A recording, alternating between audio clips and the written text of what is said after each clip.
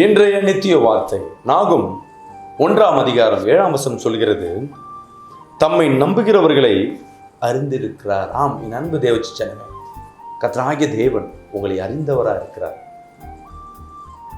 தம்மை நம்புகிறவர்கள், இயேசு கிறிஸ்துவை யார் யார் நம்புறீங்களோ இன்னைக்கு நிச்சயமாகவே அவர் மேல விசுவாசத்துல தான் இன்னைக்கு நீங்க இருந்திருப்பீங்க.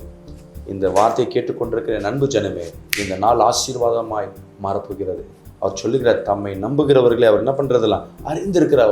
அவர் யார் யார் அவரை நம்புறாங்களோ அவர் எல்லாரையும் அவர் தெரிஞ்சவராக தான் இருக்கிறார். நம்ம நினைப்போம் நம்ம தெரிஞ்சிருக்கிறா இல்லையோ, ஜனங்கள்ல கோடி ஜனங்கள் இருந்தாலும் என் தேவனாகிய கர்த்தர் உன்னை அறிந்திருக்கிறார்.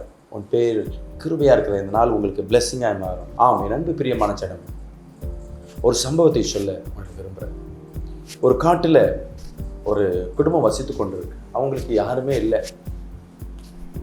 அவங்க என்னன்னா, அவங்க கிராமத்தை விட்டுட்டு ஊருக்கு அந்த காட்டை விட்டு ஊருக்கு போனோன்னா 100 கிலோமீட்டர் தூரம் அந்த பக்கம் வழியே கிடையாது.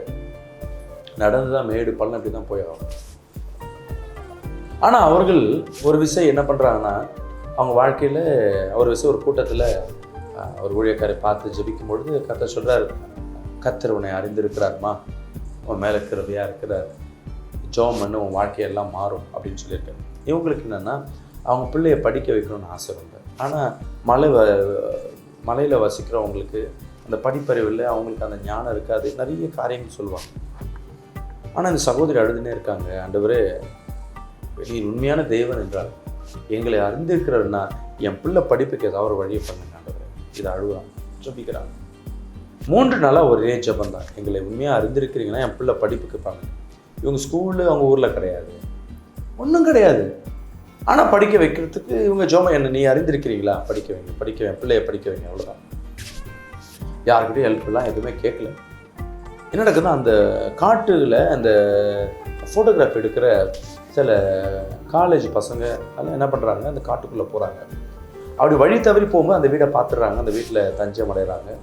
இவங்களும் என்ன பண்ணுறாங்க, அவங்களுக்கு ஆகாரத்தெல்லாம் கொடுத்துட்டு அவங்க கடந்து போகும்பொழுது அவங்க விசாரிக்கிறாங்க, அவங்க பையன் என்ன பண்ணுறாங்க, ஏது பண்ணுறாங்க.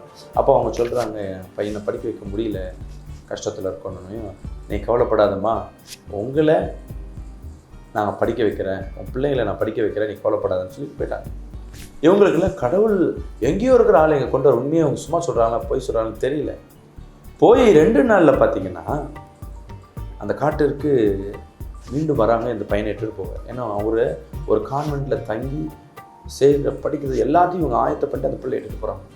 அப்போ தான் அந்த பிள்ளைக்கு நம்பிக்கை இருக்குது, இந்த காட்டுக்குள்ளே இருக்கிற என் அழுகுறலை என் தேவன் கேட்குறாருன்னா நான் அவர் மேல் நம்பிக்கையாக இருக்கிறனால அவர் என்னையும் என் பிள்ளையும் அறிந்தவராக இருக்கிறார்.